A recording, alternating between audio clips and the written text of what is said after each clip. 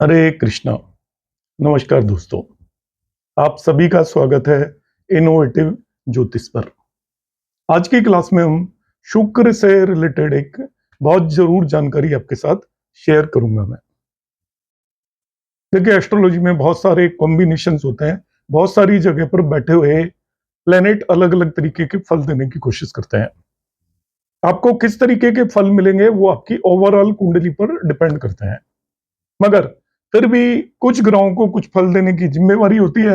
आपकी ओवरऑल कुंडली स्ट्रांग है तो वो फल आपको ज्यादा प्रबलता और स्ट्रांग मिलते हैं, और जब ओवरऑल कुंडली वीक है तो वो प्लेनेट की जो फल देने की जिम्मेवारी है उसके अंदर कमी आ जाती है।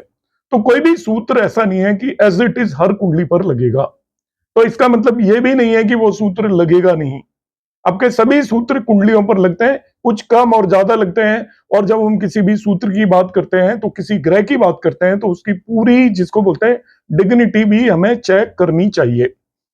हम जब सूत्र बताते हैं तो वो उस प्लेनेट को वो अकेला है, उस पर किसी भी तरीके का एफ्लिक्शन नहीं है, तब वो उस तरीके के परिणाम देता है। आज मैं शुक्र से रिलेटेड एक बहुत ही आपको गंभीर सूत्र यहां पर बताऊंगा, और ये मैंने पर्सनल एक्सपीरियंस किया है। मेरे गुरु ने मुझे समझाया था, आप में से भी अधिकतर लोग जानते हैं, मगर इसकी जो हम अलग इंपॉर्टेंट बातों पर आज की क्लास में बात करेंगे। और शुक्र है रिलेटेड टू सूत्र है रिलेटेड टू शुक्र। शुक्र आपको मालूम है कि आपकी जिंदगी के अंदर भोग विलास का कारक है। आपकी जिंदगी के अंदर आपकी शारीरिक जो भी आपकी रिक्वायरमेंट होती है, जिन्हें प्राप्त करके आप खुश होते हैं, वो सभी चीज आपको शुक्र देता है। तो आपकी जो शरीर की खुशी है, शरीर के जो भोग है, भोग के अंदर सभी कुछ आ जाता है। आप अच्छा खाना पहनना चाहते हो, अच्छे कपड़े पहनना चाहते हो, शरीर के लिए चाहते हो, आत्मा के लिए नहीं चाहते। आप और किसी भी तरीके के सुख भोगना चाहते हो, एक अच्छे मकान के अंदर रहना चाहते हैं, एक लग्जरियस गाड़ी लेना चाहते हैं, तो ये सारी चीज आपके लग्न के लिए होते हैं, शरीर के लिए होती हैं। तो इन सभी के सुख और भोग का कारक ग्रह जो है आपकी कुंडली के अंदर वो शुक्र है। अब क्या होता है कि हमारी कुंडली जब हम जन्म लेते हैं तो हमारी कुंडली के अंदर सभी ग्रह बैठ गए होते हैं, और वो ग्रह बैठ गए होते हैं अकॉर्डिंग टू योर पूर्व जन्म कर्मास, अपने पुराने जन्म के कर्मों के हिसाब से। आपकी कुंडली के अंदर आपकी लग्न निर्धारित होती है, सभी ग्रहों की राशि निर्धारित होती है, कौन पीड़ित ग्रह और कौन पीड़ित नहीं है वो निर्धारित होता है। इसका मतलब ये बिल्कुल नहीं है कि आपको फल उसी तरीके से मिलेंगे। आपके फल उन ग्रहों को देने इस जन्म के कर्मों के हिसाब से। आप इस जन्म में जो भी कर्म करेंगे उस हिसाब से वो ग्रह मॉडिफाई हो जाते हैं। उनको ये आदेश मिला होता है कि आपको उन्होंने फल देने हैं। उनकी कुंडली में जैसी स्थिति है उस स्थिति के हिसाब से वो फल देते हैं। मगर उसका जो सबसे इंपॉर्टेंट पार्ट है वो आपकी लाइफ के कर्मास का पार्ट है। तो यदि हम जिंदगी के कर्मों में यदि काम करेंगे, अपने कर्मों को सही रखेंगे और ठीक तरीके से हम उन्हें यूटिलाइज करेंगे, आप समझ में आ जाता है आपको एक जन्म कुंडली देखकर कि किन कर्मों को करने से आपको फायदा होने वाला है और किस तरीके से करने में फायदा होने वाला है। तो आपकी जिंदगी पूरी तरीके से बदल सकती है, चाहे आपकी कुंडली कितनी भी कमजोर क्यों ना हो। शुक्र से रिलेटेड जब मैं सूत्र की बात करता हूं तो एक सूत्र आप सभी जानते होंगे कि कुंडली के अंदर शुक्र 12वें भाव में बैठकर आपकी जिंदगी के अंदर भोग देता है। शुक्र जहां पर भी बैठता है वो भोग का कारक होता है वो भाव। यदि जिस भी भाव के अंदर शुक्र बैठता है वो भोग लेकर आता है। और भोग किसके लिए लेकर आता है ये सबसे इंपॉर्टेंट बात है। शुक्र अपना आप में भोग है, आप ये मानिए। उसके और भी सिग्निफिकेशन है, मगर भोग जो है आपकी एंजॉयमेंट लग्जरी आपकी लाइफ में वो शुक्र है। तो आपको मालूम है लग्न से 12वें भाव में जब भी शुक्र होता है तो ये कहा जाता है कि वो व्यक्ति के लिए बहुत अच्छा होगा। इसके 3 एक्सेप्शन हैं, वो मैं फिर से बता देता हूं। यदि आपकी कुंडली में शुक्र कैंसर साइन में बैठा हुआ है तब वो आपको भोग नहीं दे पाएगा। आपकी कुंडली के अंदर शनि की राशियों में यदि शुक्र बैठा हुआ है 10 और 11 नंबर की राशियों में, वो उन राशियों के सिग्निफिकेशंस ऐसे हैं कि वहां पर भोग में अपना आप कंट्रोल हो जाता है। शनि की राशियां शुक्र के सिग्निफिकेशंस को कंट्रोल कर देती है। तो शनि शुक्र को कंट्रोल करता है, उसकी राशियों में जब 12वें भाव में बैठा हुआ है तो वो आपके जीवन के अंदर भोग नहीं लेकर आएगा। उसका कारण है एनवायरमेंट। शनि की राशियां किसी भी चीज को कम करने की कोशिश करती हैं, डिले करने की कोशिश करती हैं, उसके अंदर मैच्योरिटी लाने की कोशिश करेंगी। तो शनि की राशियों में बैठा हुआ है तो उस व्यक्ति का जो झुकाव है वो भोग की तरफ होगा नहीं, और भोग की तरफ झुकाव नहीं होगा तो उसे भोग करने को मिलेगा भी नहीं। अब देखिए जो हमारा सूत्र है, सभी लोग जानते हैं आप कि आपकी यदि 12वें भाव में शुक्र बैठा हुआ है तो आपकी लग्न के लिए अच्छा माना जाता है। इसी सूत्र को हम आगे बढ़ाएंगे कि 12th हाउस का शुक्र आपकी जिंदगी में भोग और इस तरीके की चीजें लेकर आएगा। अब शुक्र के लिए इस नियम को आप हर भाव पर लगाइए। जिस भाव से भी 12वें भाव में शुक्र बैठा होगा उस भाव से रिलेटेड भोग आपकी जिंदगी में निश्चित तौर पर आने वाला है, ये मानकर आप चलिए। हम सपोज एज्यूम कर लेते हैं कि आपके चौथे भाव के अंदर शुक्र बैठा हुआ है, वीनस 4th हाउस में बैठा हुआ है, तो वो किसका भोग भाव हो गया? चौथा भाव आपके 5वें भाव का भोग भाव हो गया। 5वां भाव आपका किसका भाव है? आपकी संतान का भाव है। आपकी कुंडली के चौथे भाव के अंदर यदि शुक्र बैठ गया है तो वो आपकी संतान की जिंदगी में भोग लेकर आएगा। आपकी कुंडली के हिसाब से बात कर रहा हूं मैं, संतान की कुंडली पर भी निर्भर करेगा वो किस तरीके के कर्म करके आया है। मगर ये आप निश्चित मानिए आपके 5वें चौथे भाव के अंदर यदि शुक्र बैठा हुआ है तो कौन से भाव से 12वां भाव है वो देख लीजिएगा।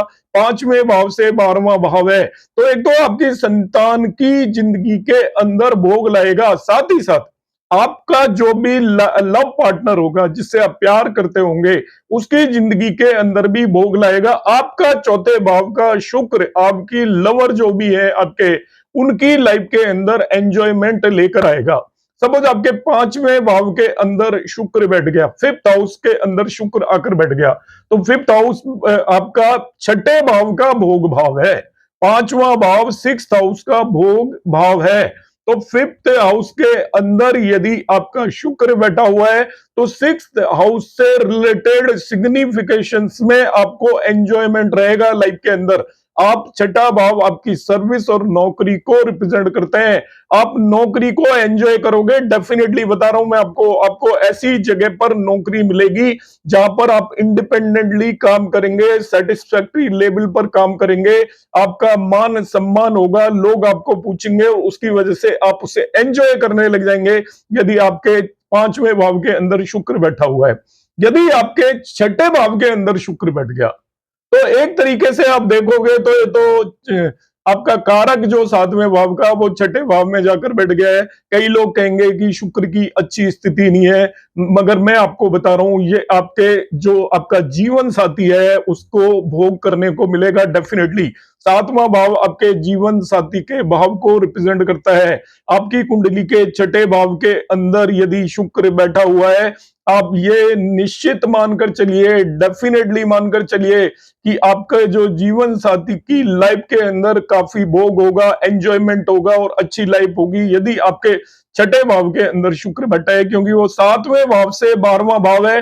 7वें भाव से भोग भाव में भोग का कारक ग्रह जिस भाव से भी 12वें भाव में शुक्र आकर बैठेगा उस भाव से रिलेटेड लिविंग सिग्निफिकेशंस, आप स्वयं के भी सिग्निफिकेशंस और आपके लिविंग सिग्निफिकेशंस उस लाइफ को एंजॉय करेंगे।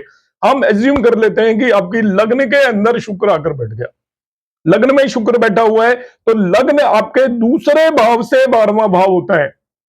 तो देखिए इसमें आप किन किन चीजों को एंजॉय करेंगे। सबसे पहले मैं दूसरी चीज पहले बता चुका हूं, यदि वो प्लेनेट अफ्लिक्टेड है, वो प्लेनेट पीड़ित है, यदि शुक्र आपका नीच का होकर बैठा हुआ है, शुक्र आपका कम्बस्ट होकर बैठा हुआ है, तो ये सिग्निफिकेशन आपको मिलने वाले नहीं है। शुक्र की डिग्निटी सही होनी चाहिए। आप कुंडली में देखोगे और कहोगे नहीं जी मेरा बैठा है, मगर ऐसा नहीं है। तो इन सब चीजों को आप देख लीजिएगा कि वो शुक्र आपका ठीक ठाक होना चाहिए, बहुत पीड़ित नहीं होना चाहिए। और आपका पीड़ित है तब ये सारी चीज सिग्निफिकेशंस अपना आप खत्म हो जाते हैं। अब लग्न में यदि आपका शुक्र बैठा है तो दूसरे से 12वां भाव है, तो सेकंड के जो सिग्निफिकेशंस हैं वो लाइफ के अंदर भोग करेंगे, एंजॉयमेंट रहेगा उनकी लाइफ के अंदर, ऐशो आराम रहेगा। अब सेकंड हाउस के सिग्निफिकेशंस क्या है? एक तो यह है कि आपका सेकंड हाउस आपके परिवार को रिप्रेजेंट करता है, तो अब परिवार तो बहुत बड़ा होता है पर इन जनरल आपका परिवार सुख सुविधाओं से लैश होगा, उनके अंदर आपकी सारी हैप्पीनेस होगी पूरी फैमिली के पास, यदि आपकी कुंडली की लग्न के अंदर शुक्र बैठा हुआ है। दूसरी स्थिति, आप पैसे का एंजॉयमेंट, आपका पैसा एक्चुअली जो होगा, मनी, आपकी जो स्पीच, आपका फूड, इन सभी चीजों में आपको फूड को एंजॉयमेंट का मतलब क्या होता है, आपके पास अच्छी तरीके से खाना वगैरह अवेलेबल होगा, आपकी स्पीच बहुत अच्छी होगी, मीठी भाषा होगी, और आप भाषा को, आपकी भाषा अपने आप को एंजॉय करेगी। अब भाषा कैसे एंजॉय करती है अपने आप को, मैं बोल रहा हूं, यदि मेरी बात यदि मुझे खुद ही सुनने में अच्छी लगेगी तभी तो मैं आपको बताऊंगा, तो आपकी भाषा उसको एंजॉय करेगी। सपोज आपके दूसरे भाव के अंदर शुक्र बैठ गया, तो सेकंड हाउस के अंदर शुक्र बैठ गया, तो आपके थर्ड हाउस के जो भी लिविंग सिग्निफिकेशंस है, तीसरे भाव के जो भी लिविंग सिग्निफिकेशंस है, आपके छोटे बहन भाई, उनकी लाइफ के अंदर भोग होगा, ये बात निश्चित है। यदि आपके तीसरे हाउस के अंदर शुक्र आकर बैठ गया, तो चौथा भाव आपका माँ का भाव है, तो आपकी माँ की लाइफ के अंदर लग्जरी आएगी। तो आप इन जनरल ये मानकर चलिए कि शुक्र आपकी कुंडली के जिस भी भाव में बैठा होगा, उससे अगला भाव सेकंड हाउस जिन भी सिग्निफिकेशंस को रिप्रेजेंट करेगा, उसमें इंडिविजुअल के सिग्निफिकेशंस भी होते हैं, आपके रिश्तों के सिग्निफिकेशंस भी होते हैं, आपके जीवन की क्रियाकलाप भी होते हैं, उन्हें आप एंजॉय करोगे। तीसरे भाव के अंदर आ गया तो चौथे भाव को लग्जरी प्रदान करेगा, तीसरे भाव में शुक्र है, तो ये मान के चलिए आपके घर के अंदर भी लग्जरी होगी, आपका घर भी एंजॉय करेगा, ये मानकर चलिएगा, उसकी स्थिति अच्छी होगी, देखने में बहुत अच्छा होगा, घर के अंदर सुख होगा, और आपका मदर, आपकी जो भी रिलेशन है चौथे भाव के, वो भी इसको एंजॉय करेंगे। यदि पांचवें भाव में शुक्र है तो आपके मामा भी लग्जरी को एंजॉय करेंगे, ध्यान रखना। फिफ्थ हाउस में शुक्र है, सपोज आपके सातवें भाव में शुक्र जाकर बैठ गया, तो सुकार को भावनाशाय बोला जाता है। आपके जो इनलॉज होंगे, ससुराल पक्ष वाले, उनकी जिंदगी के अंदर हैप्पीनेस होगी। यदि आपके सातवें भाव में शुक्र बैठा हुआ है, तो आप जानकर रखिए, पहले से ही जान लीजिए कि आपके जो इनलॉज हैं उनके पास हैप्पीनेस होगी, और सभी तरीके के भोग वो होंगे उनकी लाइफ के अंदर।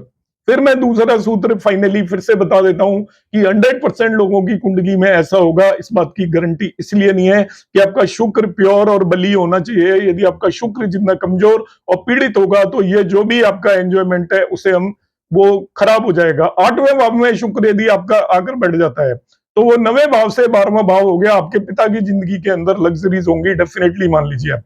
यदि आपके 8वें भाव के अंदर शुक्र बैठा हुआ है, तो 8वें भाव, क्योंकि वो 9वें भाव का 12वां भाव है, तो इसी तरीके से मैं, यदि 9वें भाव के अंदर आपका शुक्र बैठा हुआ है 9th हाउस के अंदर, तो 9th house actually 10th house से 12वां भाव हो गया। 10th हाउस आपकी मदर इन लॉ को रिप्रेजेंट करेगा, 10th हाउस आपके प्रोफेशन को रिप्रेजेंट करेगा, 10th हाउस आपके बॉसेस को भी रिप्रेजेंट करता है। तो 10वां भाव एक्चुअली क्या करेगा, और 10th हाउस आपकी नेम फेम को भी रिप्रेजेंट करता है। तो नेम फेम कैसे लग्जरी महसूस करेगी, ये देखिएगा।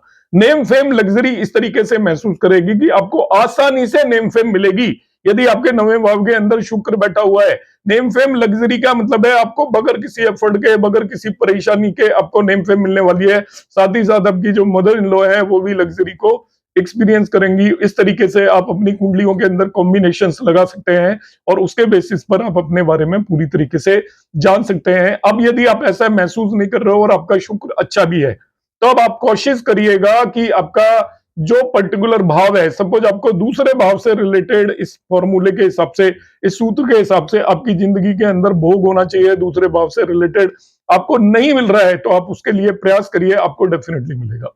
आपके तीसरे भाव में शुक्र बैठा हुआ है और आपकी मदर एंजॉय नहीं कर रही है, तो आप प्रयास करिएगा, अपने जीवन के अंदर कुछ चेंजेस लेकर आइएगा, अपने कर्मों पर काम करिएगा, डेफिनेटली आपकी मदर हैप्पी होना शुरू हो जाएंगी। यदि आपके चौथे भाव के अंदर शुक्र बैठा हुआ है और आपकी संतान एंजॉय नहीं कर रही है, वो संतान का एंजॉय भाव है, वो संतान का भोग भाव है, और संतान भोग भाव नहीं कर रही है, एंजॉय नहीं कर रही है, तो आपकी लाइफ के अंदर कुछ क्रिएटिव परिवर्तन लेकर आइए। हर व्यक्ति की लाइफ के अंदर परिवर्तन उसे ही पता लगेगा कि वो कौन सी चीजें गलत कर रहा है, कौन सी चीजें सही कर रहा है। तो वो अपनी जिंदगी के अंदर, आपको यदि असमंजस है, तो आप बदलाव लेकर आइए, डेफिनेटली आपकी लाइफ के अंदर सुख आएगा, भोग आएगा। नमस्कार, हरे कृष्ण, धन्यवाद, जय श्री कृष्ण।